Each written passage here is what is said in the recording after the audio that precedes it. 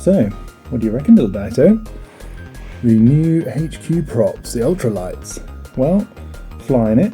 It's definitely a bit lighter. You can definitely tell that. It kind of flicks in a bit better. So yeah, I think they're very good. They seem to spin up a bit quicker. I guess that's because they're lighter. They can just turn a bit quicker. And being tri-blade, you still get that grip in the corners, which you don't get with bi-blades. So overall, I'm quite happy. What do you reckon? You pop? Yes, you like him, good boy.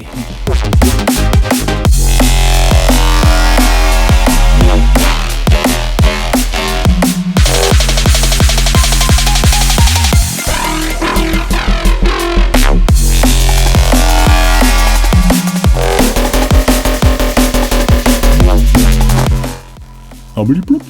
2 props each? That's right, 2 sets of props for each and every single pilot. Thank you very much, HQ Prop. Looking forward to giving those out at the Birmingham International Race Day. Do you like the new propellers that HQ Prop have? They finally came out. It only took you the entire length of your life. Yes, give him a treat for that. Good boy.